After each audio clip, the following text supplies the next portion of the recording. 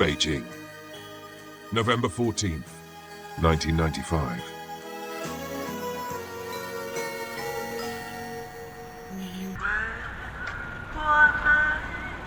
It was a bitterly cold night in Beijing and the streets lay empty.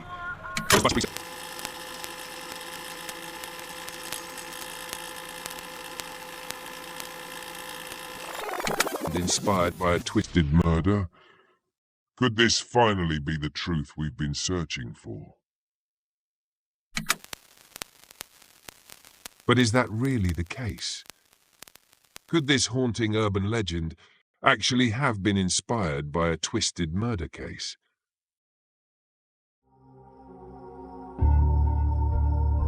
Just like the 2006 version of Bus 375, this 2005 version also sparked intense debate online.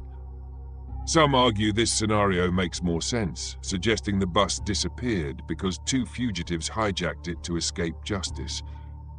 Others, however, argue that no historical records support the existence of such a crime. Now that we have two versions of the Bus 375 case, we can clearly see a pattern emerging within this urban legend. Typically, two main characters board public transportation. In this case, a bus. Three mysterious passengers enter later, with one passenger appearing either unresponsive or exhibiting strange behavior. And eventually, only the main characters survive. This recurring pattern gives us a method to test whether the Bus 375 legend might have roots in reality. If historical events matching this exact scenario do exist and are proven to be true, it would mean that the Bus 375 urban legend is, at the very least, inspired by real events. And so we can now narrow down the question to pursue the truth. Is there any story in the past that fits the pattern? As it turns out, there is.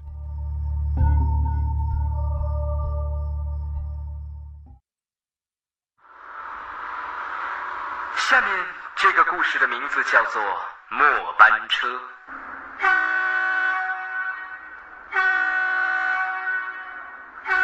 What you've just heard is a recording from a 1997 radio show called Zhangden Jiangguzi, or Zhang Zhen Tells Stories in English. It was broadcast by Liaoning People's Radio Station, hosted by Zhang Zhen, who narrated urban horror stories, enhanced by his dramatic storytelling style. At the time, this radio program quickly became popular among college students throughout China. And there is one particular episode, aired in 1998, was titled The Last Bus. And this is the story.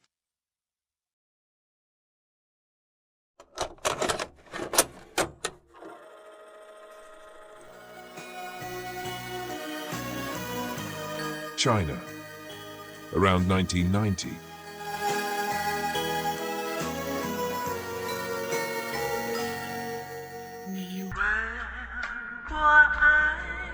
I was just an ordinary high school student, going through the motions of my daily routine. But that night, something changed. It was past 8 p.m. when evening self-study ended, and I made my way to the bus stop alone. My mind was still lingering on the eerie discussion I had with my classmates about the Bermuda Triangle. Tales of vanishing ships and inexplicable disappearances had left an uneasy chill running down my spine. Then, from behind me, a sound, heavy, labored breathing, a slow, deliberate shuffle like someone dragging their feet with effort. Instinctively, I turned. An old man, wrapped in a tattered black coat, emerged from the darkness and stepped into the dim glow of the street lamp. His face was pale, almost sickly blue, his sunken eyes unblinking as he stared directly at me. Told myself it was just an old man, that ghosts weren't real. And yet, something about him felt wrong. The silence stretched between us, thick and suffocating. The only sounds were the distant screech of car brakes and the faint hum of the approaching bus. When it arrived, its doors groaned open, releasing a hiss of cold air. Without hesitation, I stepped inside, eager to escape the unsettling presence beside me. The bus was empty as always. I took my usual seat near the door, hoping the old man would sit elsewhere. But he didn't.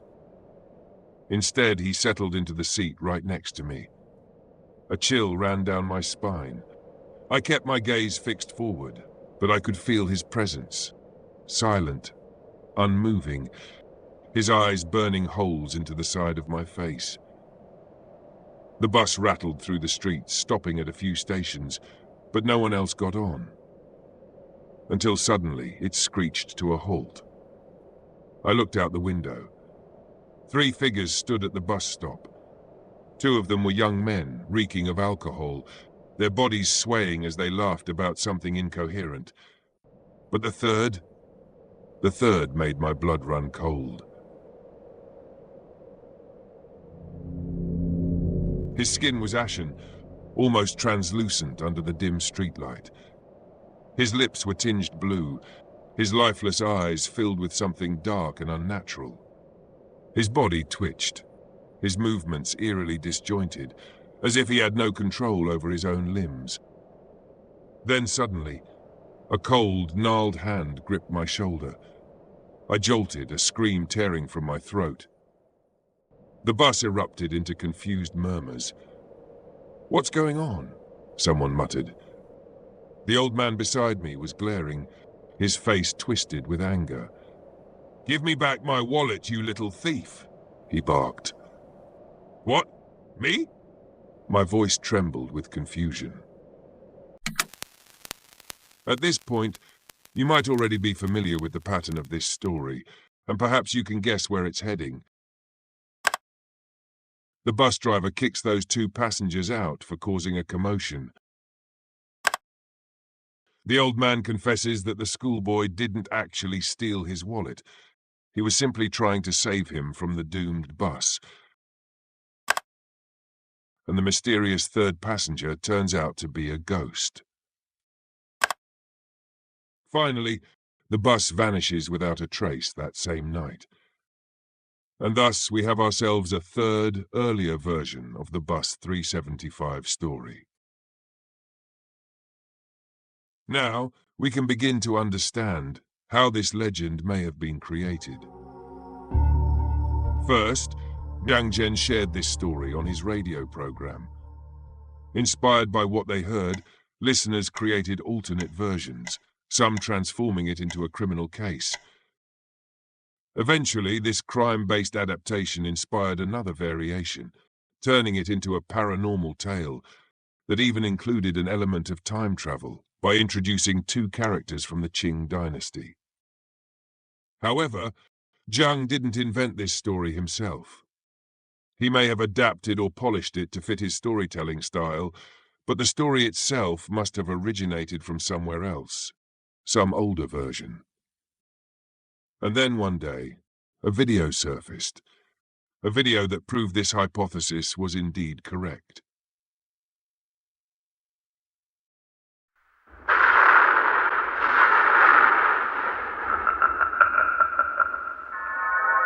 This is a Taiwanese TV program called Meigui or Rose Night in English. The show premiered in 1990 and aired every Saturday at 10 p.m. One of its segments, titled Ghost Talk, featured celebrities who were invited to share supernatural experiences they'd either encountered personally or heard from others. Afterward, spiritual masters would analyze and comment on these stories. In one notable episode, the famous Taiwanese singer Na Ying appeared and recounted a chilling story she'd previously heard. Interestingly, her story perfectly matched the Bus 375 story pattern. 2 passengers boarded a bus late at night. Shortly after, 3 oddly behaving passengers joined them. Soon, One of the original passengers was accused of stealing a wallet. It turned out that among the 3 strange newcomers, 2 were ghosts, and the third was a zombie. Afterward, the bus mysteriously vanished. This episode became the final nail in the coffin for the credibility of the first and second versions of the Bus 375 story. If Na Ying had already heard and recounted this tale in 1990, the Bus 375 incident couldn't have occurred on November 14, 1995, as later versions claimed. Additionally, Na Ying explicitly mentioned she had heard the story from someone else, indicating that an even earlier version existed, predating 1990. Yet, since nobody had ever discovered the earlier version, the discussion eventually faded.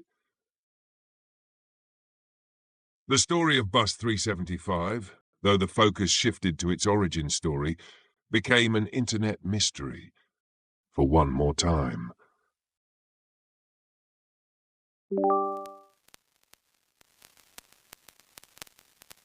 That was until a user published one particular post in Jihu, and it solved everything. In his post, he found the earlier version of Bus 375's story.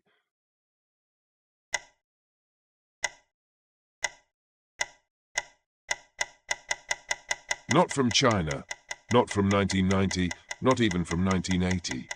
It was from so long time ago that there is no debate that it may be the earliest version ever documented and solved this mystery once for all. This is the first version of Bus 375's story.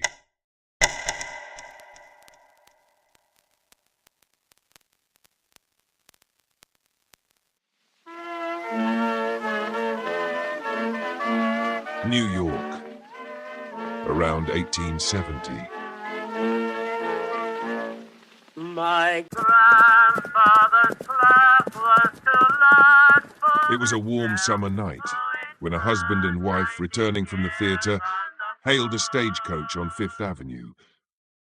At first they were the only passengers, the city rolling past them in the dim glow of gas lamps. But as they passed 14th Street, the coach halted. The door swung open, and 3 young men climbed in. One of them, his movements sluggish, his head lolling, was clearly intoxicated, barely able to stand. His companion steadied him, guiding him onto the seat across from the couple before settling in beside him. With a snap of the reins, the journey resumed. 10 blocks passed.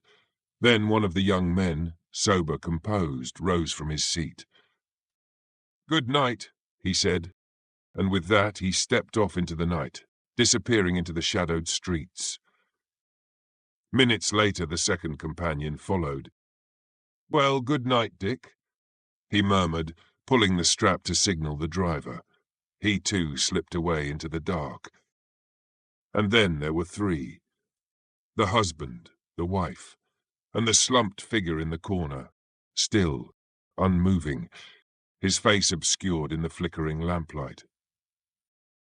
After a time, the husband noticed that the young man's head seemed to be drooping, as if in sleep, and fearing that he might have missed his destination. He rose, tapped him on the shoulder, and called attention to the number of the street they had just passed. There was no response, and the husband repeated his words, leaning over as he did so. Then he suddenly straightened up, turned to his wife and said quickly, "We will get out here." She began to protest, but he simply repeated his words, pulled the strap, and helped her to alight. As they stood under the corner lamp-post, she turned questioningly and asked him why he insisted on their getting out of the bus blocks below their destination. "Because," he replied, that young man's throat was from ear to ear.